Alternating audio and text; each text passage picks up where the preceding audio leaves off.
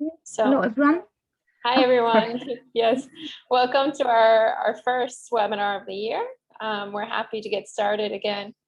So today we have Anna Radzikowska, who some of you might recognize from our training classes as one of our trainers. You might also know her as the product manager of the KMM Plus platform. So she's an expert in all things KMM, one of the biggest fans of the KMM, I think. And today she'll sort of be giving an intro to the model and how you can use it and why you should use it as well. So Annie, whenever you're ready. Okay, thank you very much, Lauren. Maybe just one small disclaimer before we get started. I hope that you had a chance to see this is a beginner level. So this is the really the intro to the Kanban Maturity Model. So if you are familiar with that, I hope it will be a good piece of information just to keep things fresh in your mind. But basically, we are going to talk about it from scratch, from the very basics. So I hope that this is something what you expected from us coming here. And as Lauren said, yes, I'm working as product manager of the Kanban Maturity Model. So I am a big fan. I have no other choice. But I hope that you will also learn how you can use it for yourself, and you will also become the fans of it. So let's get started. And I will start with a question to you guys. Would you do the business with yourself? And by yourself, I mean not necessarily you only, but the organizations that you work in. So if you are the customers of your organization, would you like to do the business with yourself? And I will park this question. We'll come back to it a bit later. But now going to the topic of today's webinar. We often say in the class that there is no such thing as bad Kanban implementation, only inappropriate practices. Or even more, not necessarily inappropriate practices, but a different depth of practices. And what it refers to, that sometimes we hear a lot of different myths about Kanban. Some of them is that you do Kanban wrong or you do Kanban right. And these guys, they up there, they do Kanban right. So you need to go to them. You need to see what they are doing and either copy their solution, bring to us, and then we will have Kanban, which is not true. And those of you who had a chance to go through static or the class Kanban system design know how it's supposed to be done. But then what does it mean for our Kanban implementations? And over a lot of years that Kanban is already in the market, the Kanban method, us as Kanban community, of course, we also had we made some mistakes, and we learned from these mistakes. And the mistakes that we have done could be grouped in two typical failure modes that we observe introducing Kanban. So the first one is so-called the false summit plateau. So false summit plateau is observable in the situation when, say, you have a group of individuals, they are working on the tasks. Each of the individuals is like very, very, very much focused on their tasks. They don't talk to each other. Sometimes they overlap with their work or they repeat the same tasks. And then they realize that actually they can start cooperate, they can start do things together, maybe visualize some stuff, maybe limit work in progress so they are not overburdened, maybe start seeing the work at the team level, so introduce some collaboration, introduce some act of leadership, or maybe taking initiative. And then going from this very individual work to this teamwork where you start to see the synergy already is a huge improvement. And people sometimes feel that, we made so huge improvement that there is actually nothing more that we can do, that there is nothing else that we can do, nothing else that we can improve because it feels so much better comparing to what we had like half a year ago. And when we stop at this moment and in our improvement journey, when we stop at any other moment, not looking ahead, what we can learn more, this is something what we call the false summit plateau. Like climbing the Mount Everest, you stop on the first camp and you think that this is the top of the mountain already. No, it's not. there is still a long journey ahead of you, but you just need to look up and see what's up there. So this is something that Kanban Maturity Model can help you deal with. The other failure mode that we observe, I think a bit more popular, is the overreaching, also called the smartest guy in the room. So you may imagine a consultant or maybe your colleague coming back from the class saying, okay, guys, I have a brilliant idea. So now we introduce it and you will see our life will change for better immediately. Not considering whether your organization is ready for implementing this change.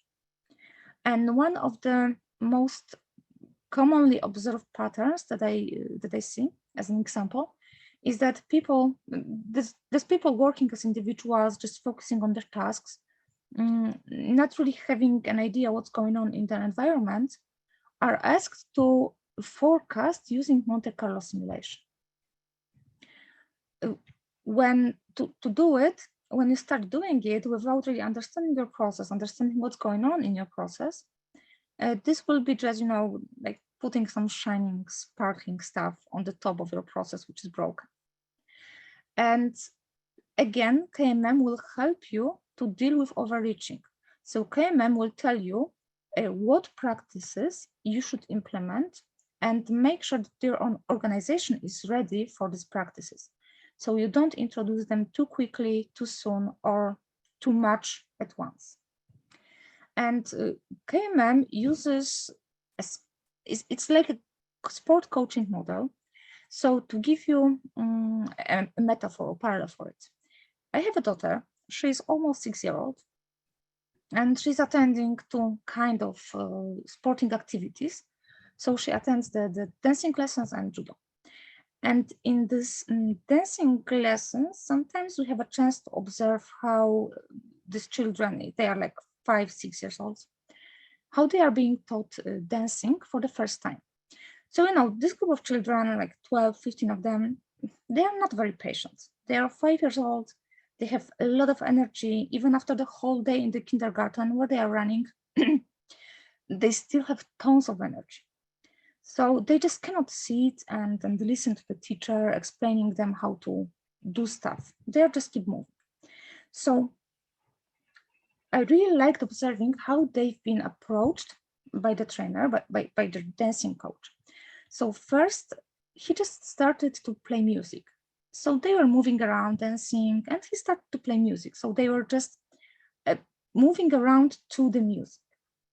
And then when they already started to move, totally randomly, he started to show them like very basic moves. So now children, to this song, let's shake your hand, or maybe move left, or maybe move right, take step back, take step forward, and then repeat. So now maybe combine shaking hands and taking step left and right, and repeat and repeat and repeat. And after some time, like a few months, a year, now they are starting to introduce some basic steps of the dances that you might probably know. On the other hand, I remember when, as an adult, I came back to my dancing lessons, and from the first class, I was taught these basic steps of the actual dances, like cha-cha, jive, waltz, because we as adults were able to focus more and were able to learn more and more quickly than this group of children.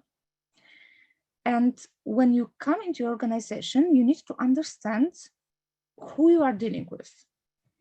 Is your organization like this 5-year-old child that you can first start playing music, teach them the basics, not even explaining the real, like very fancy stuff, just show them the basics and help them start moving forward? Or you introduce the organization, which is already like 20+ years old, and you can start teaching them a bit more advanced stuff because they already know the basics. But then we also talk about the Kanban Maturity Model as the parenthood model. when the child is born, very small, like 2 months years old, 2 months old, these children, they know nothing. They don't know how to walk. They don't even know how to stand up. They don't know how to eat the stuff that we are eating as adults. So they first start, they start with crying, then they start moving to their belly. Then with the time that they start to learn how to eat the normal food, they learn how to stand up. You don't expect 1 month old child to stand up and walk. And this is the same with the organization. We cannot expect organization which is not very mature to just stand up and walk and stand up and start dancing or running or do math. No, we need to understand how mature this organization is and then apply a very specific practices for this organization. And Kanban Maturity Model is based on this formula for evolutionary change. And this formula has 3 elements: stressor, reflection mechanism, and act of leadership. And I will explain these elements based on this picture that you have probably seen already because we use it a lot. So here we have a situation of 4 people talking to each other, and we see that they are complaining on what's going on in the work. So one of them is stuck. We can see a lot of work behind him, like hundreds of tickets on the wall in analysis stage. Then we have a developer. She says she's busy. And we have a tester who says, I'm idle, I have nothing to do. And if we just have these 3 people here just complaining, this would be like normal source of dissatisfaction session, and that's it. But then we have this 4th person who says, let's do something about it, okay? Let's not complain only. Now let's do something about it. And these 3 elements that we see here is, first of all, the stressor. So this whole situation actually is the stressor. So there is something that disrupts work for each of them. There is a very clear lack of balance between demands coming to the process and capacity of some of them. And maybe there are some blockers, maybe there's some bottlenecks that don't allow analysis to go. And there's also some work that is being idle. So we have also the feedback mechanism. So they are talking to each other. They see that something is wrong and they tell about it loudly. We have a Kanban board behind them.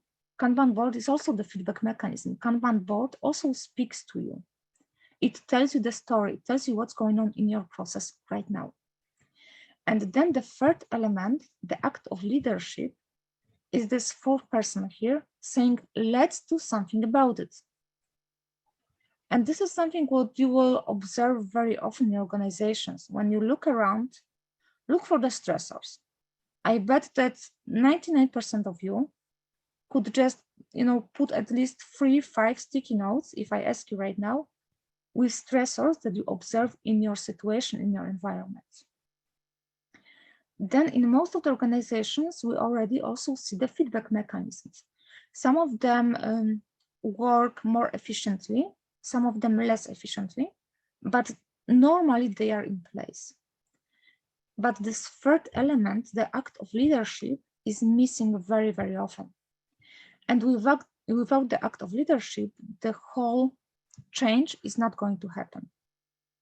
Because without the act of leadership, we are just keeping the retrospectives where we talk for an hour how cruel the world around us is, but we don't do anything about it. But how to make it real? So how to make sure that we know how to do this stuff? And for that, the maturity of the organizations have been codified into 7 levels. And the 7 levels, 0 through 6, I will try to explain you based on this so-called pizza poster. So maturity level 0, if we go from yellow through this orange, red to navy blue. Maturity level 0, oblivious. This is the organization of individuals. Individuals working on their tasks, not really looking around. There is not even a concept of team existing. There is no collaboration at all. People are just doing their job like this. I don't care who's on the left. I don't care who's on the right. I just do my job. I just do my task. I forget about it. I leave.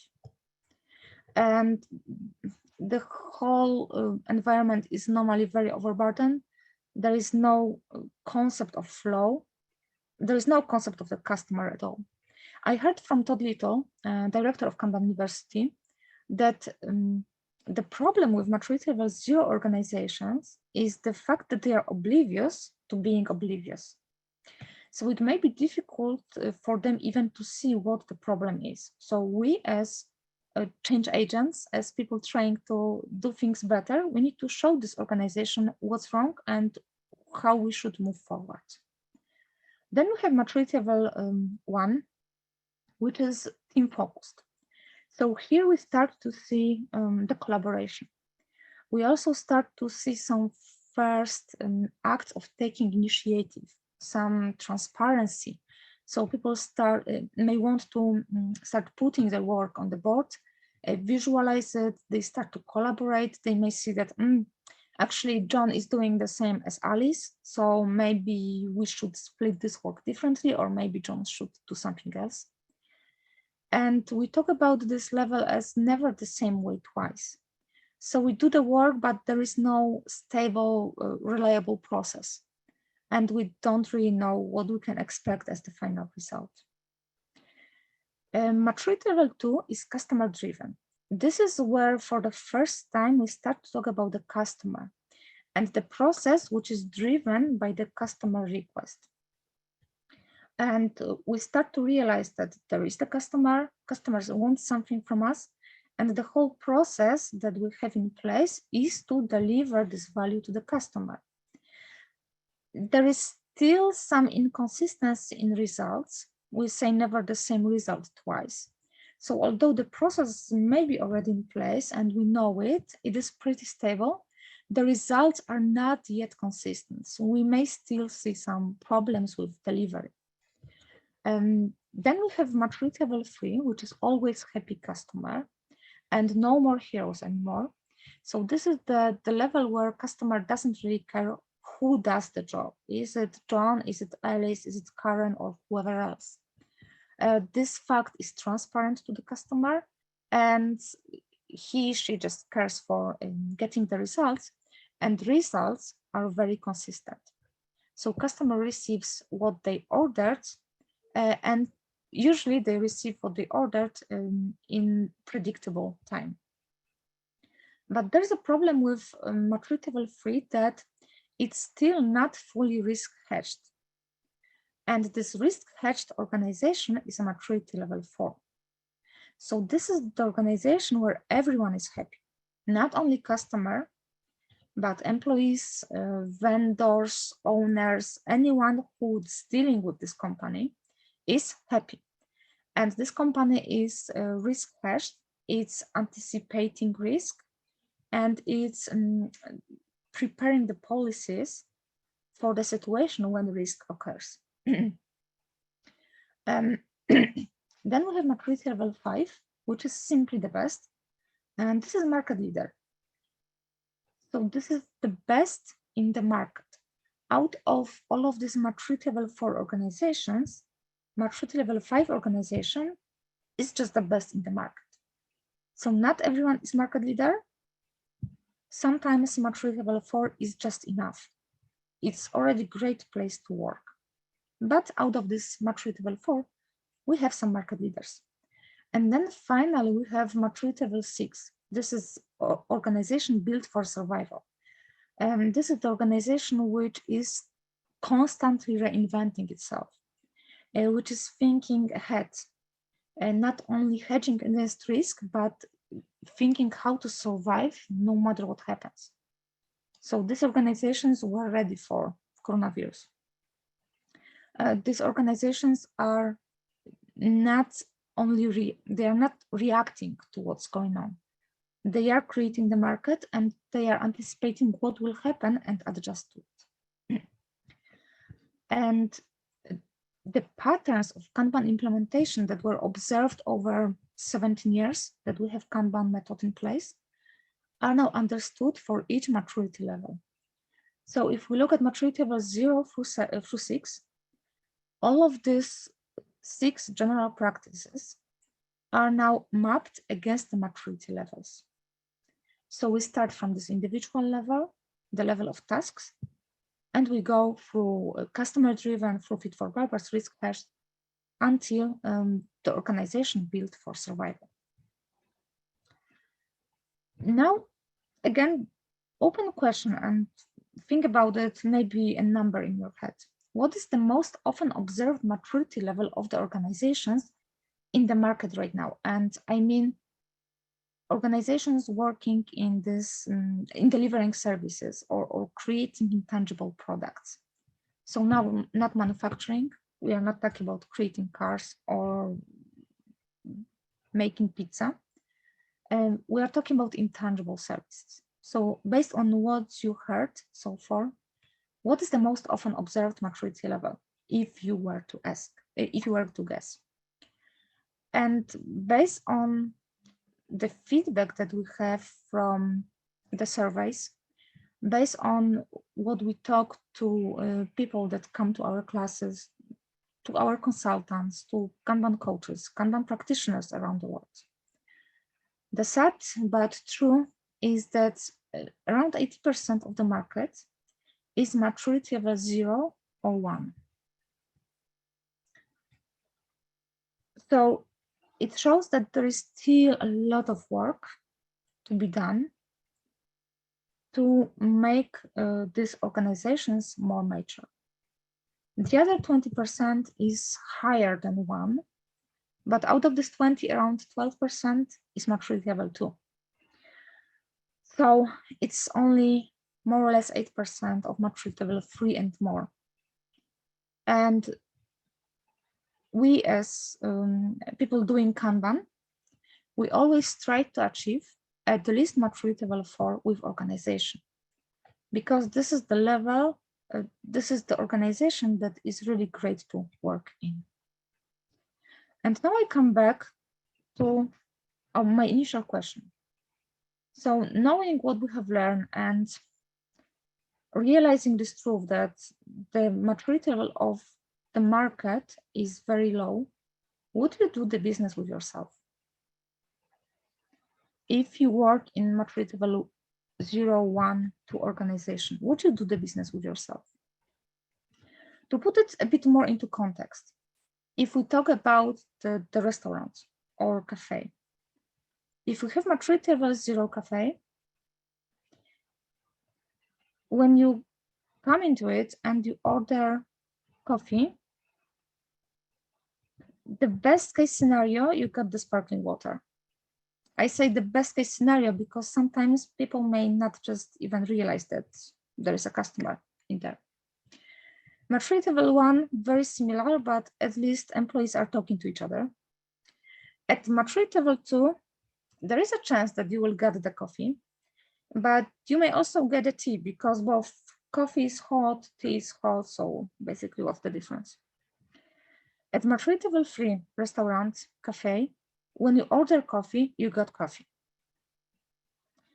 But this business may not be profitable. A long time ago, very long time ago, I had a cafe. It was cafe and bakery all together. And I had very happy customers. And when I ordered the coffee, they got the coffee. When they bought a cake, they got a cake. And they came back to me. But after a few months, I had to close this business because it was not profitable. The money that I injected into this business just stopped after a few months. And I was not able to pay my employees. I was not able to pay my bills anymore. So I had to close this business. So this business was maturity level 3. It was fit for purpose, but it wasn't risk hedged. It wasn't maturity level 4. So if you have your favorite restaurants who, which are in the market for a few years already, they are at least maturity level 4. Out of this, say 50 favorite restaurants, there is one that got Michelin stars or is on the top on any surveys in your town. So this will be market leader. So out of your favorite maturity level 4 restaurants, 1, 2 will be the market leaders. And then maturity level 6, this is something even more.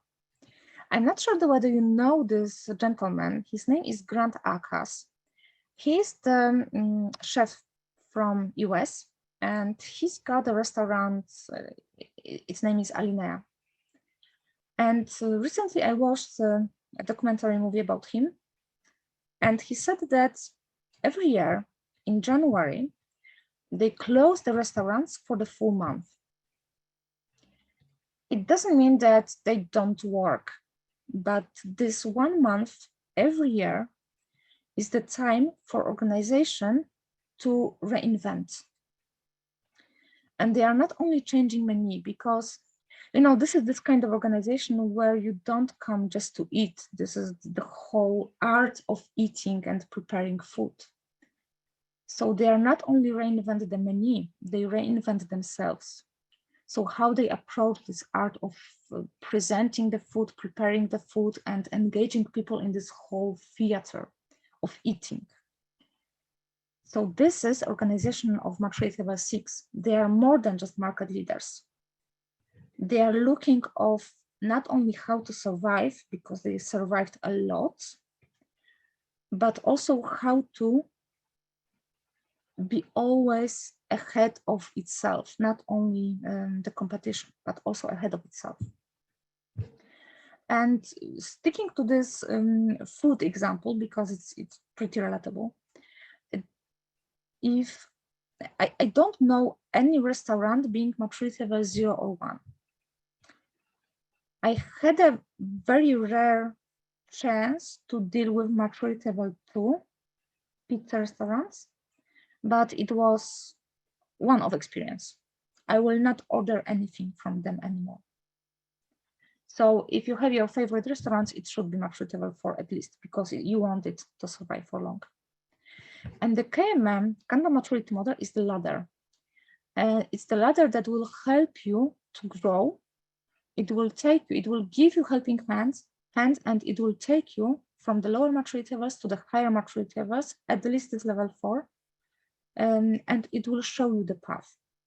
And also, you know, I didn't tell about it, shame of me, but this is basically the book, the Kanban Maturity Model. And the authors of the books, Theodora Borzova and David Anderson, they codified the experience of many people around the world who do this stuff for many years.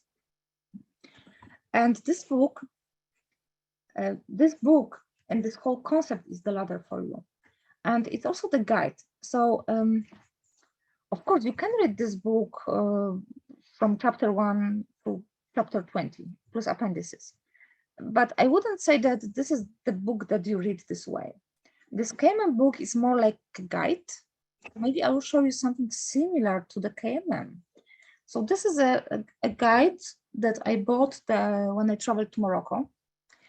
And this is the piece of knowledge that basically you don't read before you go there. You buy it and you just take it with you and say, now I'm going to go to Marrakesh. So, okay, maybe in the bus or in the plane, I'm reading the chapter about Marrakesh because this is something what I'm going to need. And it's the same with KMM. This is the guide.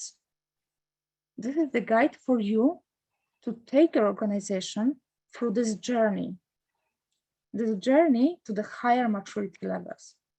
So you just open it where you need, you read this chapter, you read this piece of knowledge, and you apply it, and you come back to it over and over and over again. And of course, you can hire consultants, but you can also do it by yourself. So hiring a consultant has some benefits because consultants, the Kanban consultants, we are being trained to avoid this full summit plateau, this overreaching, this typical failure modes. Consultant may help you to avoid this, big rocks on your way And sometimes it can help you to do it faster. But the KMM democratizes access to the knowledge.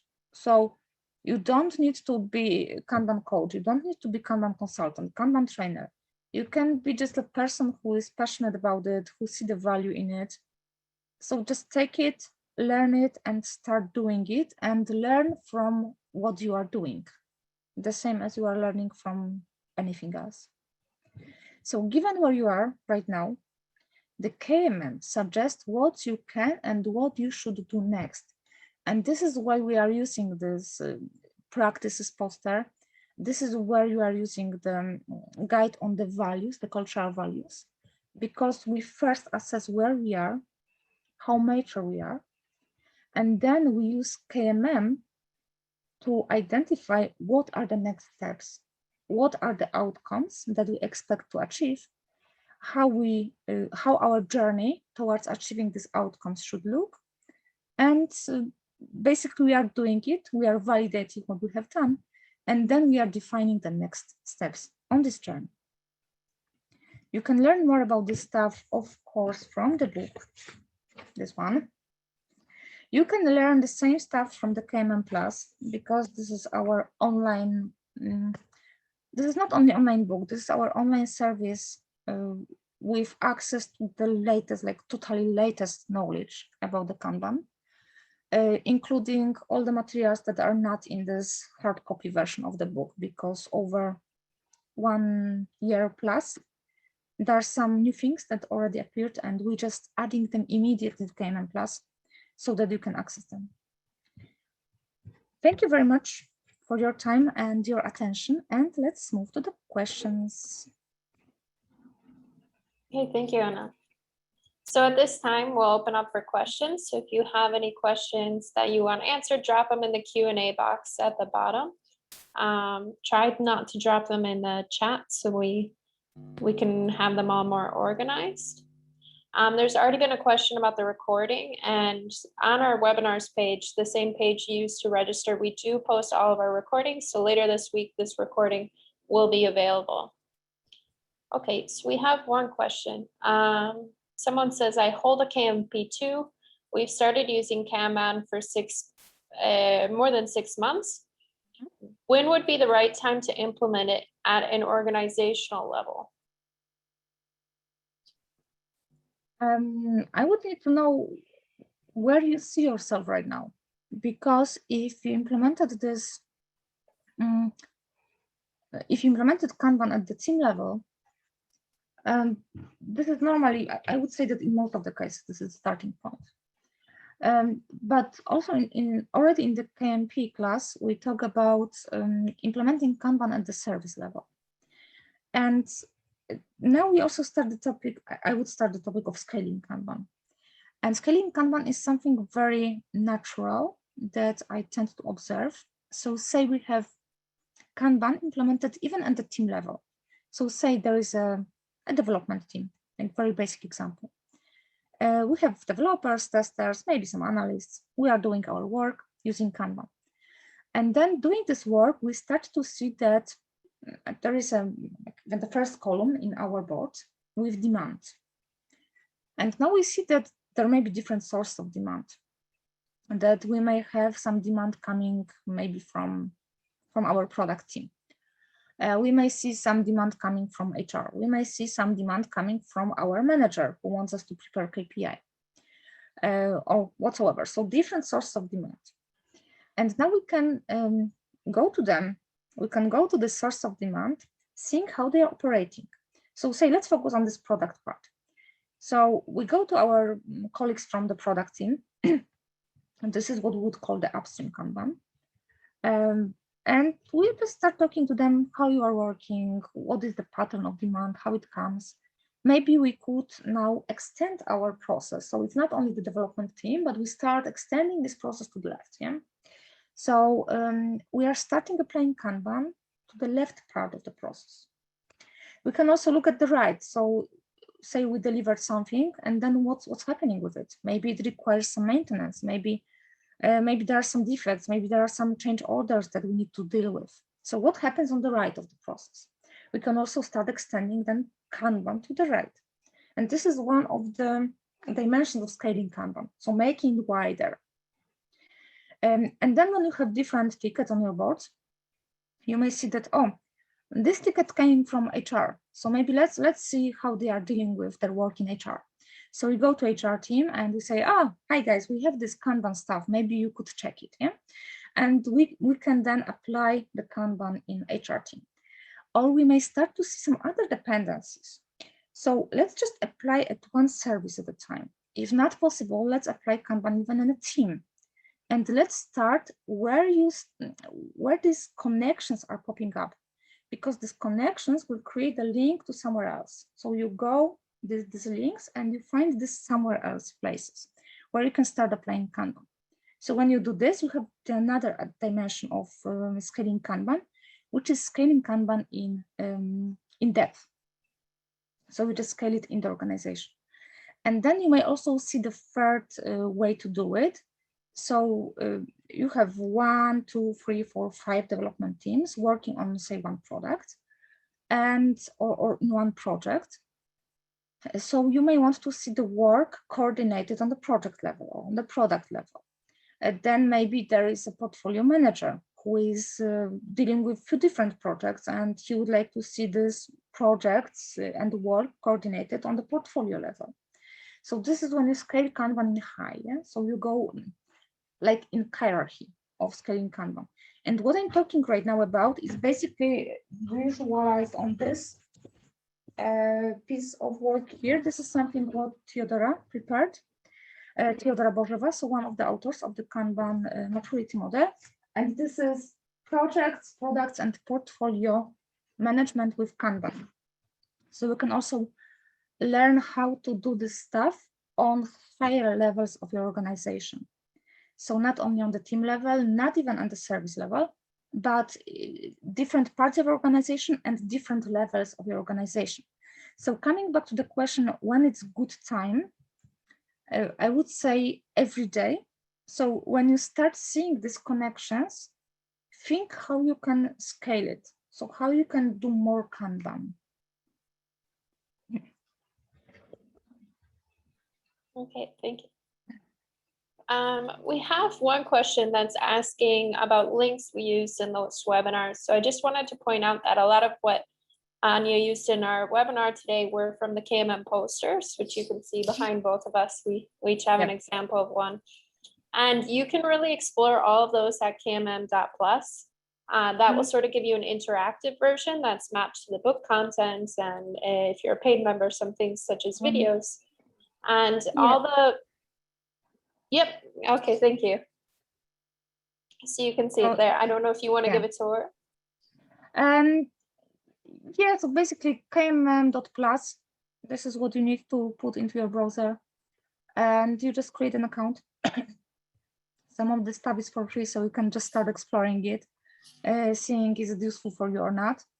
And what we have at this moment, I think that the most useful, Lauren, will be to redirect to our previous webinar with Teodora, but very quickly, we have the content mapped to the posters. So this is how you can explore this content by themes. So you just click on the poster and these posters are interactive. So you click on these sections and you can read it. Then we have the chapters. So this is more like book order.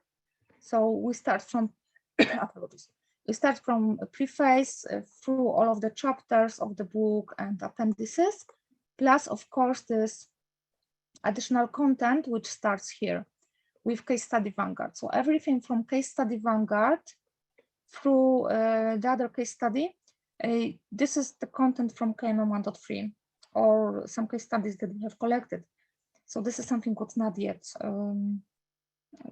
in the KMM 1.2. Then we have resources. So this is where you can go and download all of these materials. So in resources download materials, you just press download button and you save whatever you want. So here we have the posters, we have some leaflets, we have some Q&As, KMM alphabet, this funny kind of stuff. Also, we have the video materials. So webinars, conferences, case studies, interviews, demos, presentation about the Kanban Maturity Model. And then the most recent one are the modules. So this is where you go and you can watch the videos explaining the Kanban maturity models. And these are the videos from David Anderson. So yeah, KMM.plus, create account and just explore what's in there. Yeah, so there you'll be able to find everything that she used today and more. Yes. So we have a couple of questions about assessment. So where can people start to find out what level of maturity an organization is? So normally we just take this poster, the one that Lauren has, and the one that I have here. And in the poster you can see the practices, and then in the book or in the KMM Plus, you have each of these small practices here described. So what does it mean to visualize Kanban on individual level? What does it mean to have limit work in progress on the team level, and so on and so forth. So you need to understand what practices you have in place. So this is one thing. The other one is, where are you culturally? So what values you have in place, what values do you observe? For example, we have like 34 values codified again from maturity level 0 through 6. Starting from the value of achievement, the most basic one. So that's, you just want to get this feeling, I have done something, I have completed something, I accomplished something. It's great, yeah? Then maturity level 1, we have transparency, collaboration, taking initiative. Then maturity level 2, we start to see balance and internal understanding of the process, respect, narrative, or customer awareness, and so on and so forth. So we need to understand these two elements. So cultural values, where you are from the cultural perspective, what is the culture of your company, and the practices. So again, where you are. And this will help you to understand where you are at this moment. Just a warning, it won't be that easy. I mean, I just wonder, but I've never seen in my life like a very pure, say, maturity level 1 or maturity level 2. So we have all of the practices and the values up to maturity level 2. So we are maturity level 2. Normally, what you start observing is that either values or practices, specifically practices, are spread around the poster. So you may see some of ML1, some of ML2, on ML0, but also suddenly something from ML4 out of nowhere, yeah? Like this Monte Carlo simulation stuff. So it won't be that obvious. But then you look, what is the density of these practices? Because normally you have a bit more practices at the specific level. So say most of them is from maturity level 1. So then you can make this initial appraisal of your organization as maturity level 1, for example. And then when you see what you have, you just look what's next and what you should start applying to move your organization further, and what will be easiest for you to start applying. Okay, so we have a few questions about level 0 maturity organizations. Sort of, I think what all the questions have related is, if they're so bad, then how are they still surviving and making money? I don't know. You may observe that there is sometimes an inertia in the company, and that there was some initial energy, like when you put the rock from the top of the mountain, it's just going down, yeah? But then at some point in time, it's getting flat and this rock will just stop. So this is something what I keep observing very often, that organization had some initial energy, say some initial clients, they started to deliver, then they started to scale. And I mean, they started to scale in terms of how many clients they have, but their processes don't scale. And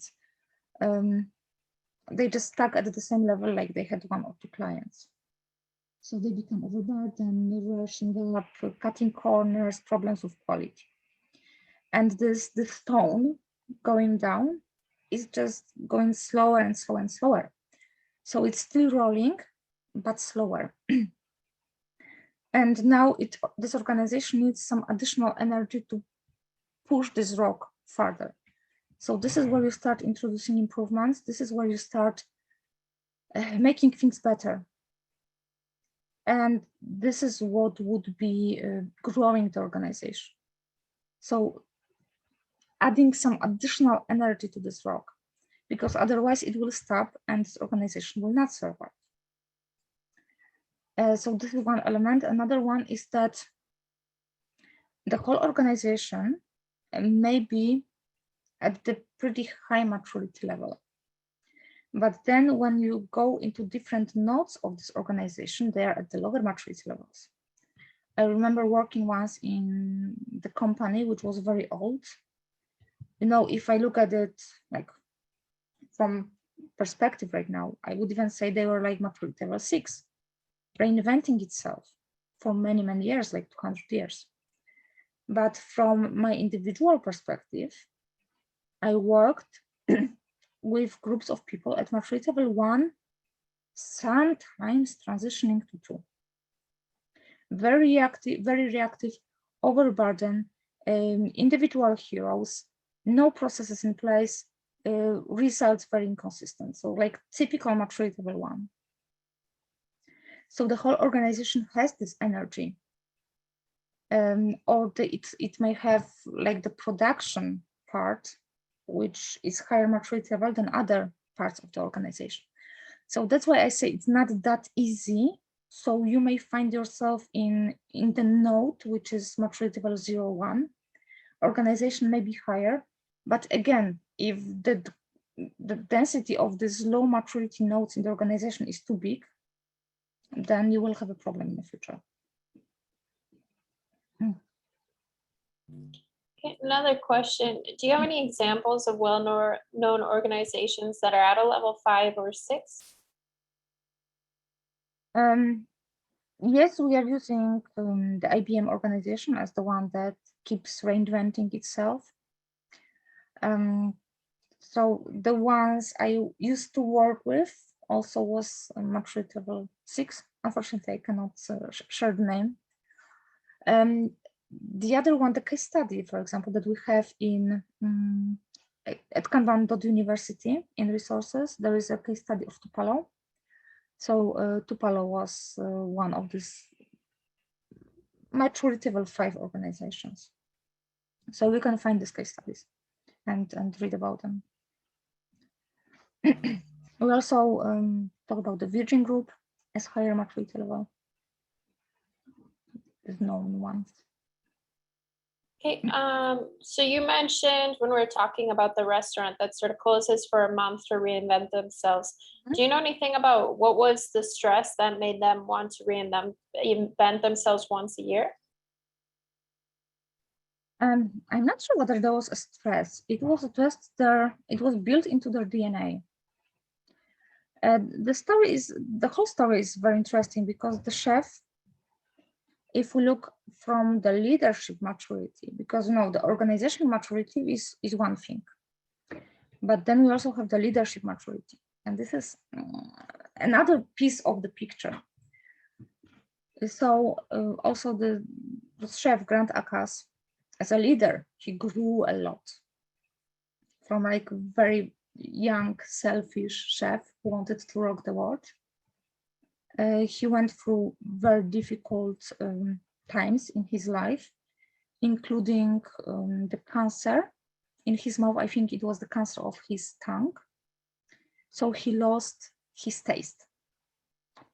So he was the chef in the restaurant and he couldn't taste for a few months. So there were different situations. So these were the stressors, yeah, which helped to grow him as a leader and also simultaneously to grow this organization, this restaurant basically. And because they were the market leader, they also they are constantly thinking how to be better. And this is described the type of restaurants you probably heard about them. As I mentioned, it's not about eating, it's about experiencing the art of preparing food. So this is what's driving them. This feeling that we need to be better than ourselves all the time. That we need to, every year, we need to provide to our customers a unique experience. It's not just being better than our customers, it's being better than ourselves. So it's the part of this reinvention is part of DNA.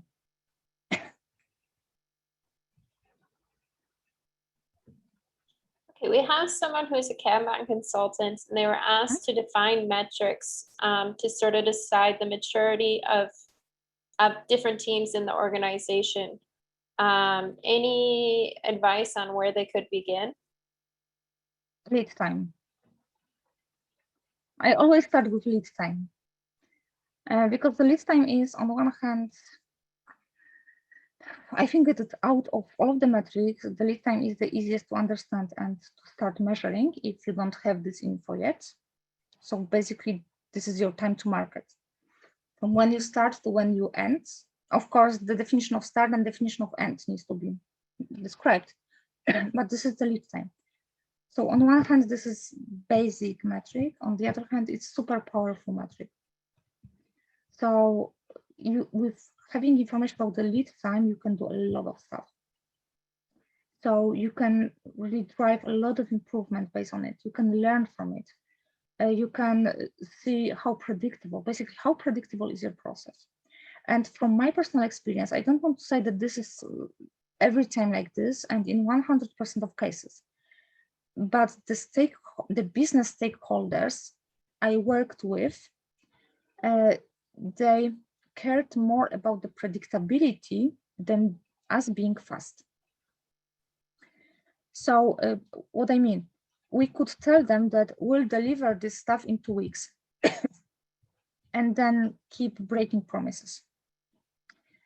Or we told them that based on the information about our lead time, we will deliver this piece of work in 3 months from the moment we start. And they said, okay, just deliver it in 3 months. Because for them, it was also easiest later to plan. Because it's not only that someone pushes us for delivery for dates. People also need this info from us to make their own plans. If I know that I get something in 2 weeks, I plan for having this thing in 2 weeks. If I know that I will have something in 3 months, then I include it in my planning for the next 3 months and not for 2 weeks. So for me as product owner, project manager, business analyst, whoever I was in my life, the worst thing was sitting in a meeting with head of finance and apologizing because again, we didn't deliver. So when we started to use the lead time and base our planning and delivery on historical data, it was, like game changer. So if you are to start with one metric, I would say start with lead time. I think we have time for one last question. So how does the KMM differ from a VSM approach? So value systems mapping approach. Value stream mapping. Oh, value stream, sorry.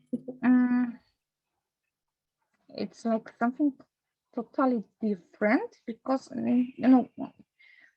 KMM is the model of organizational maturity.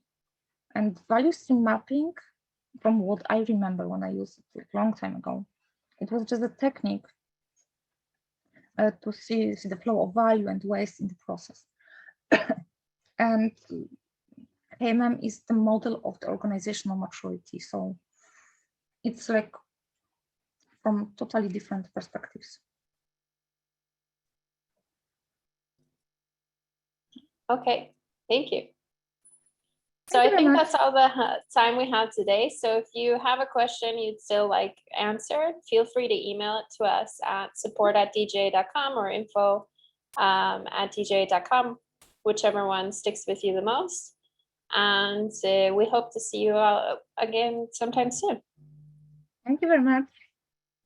Have a nice day. Bye-bye.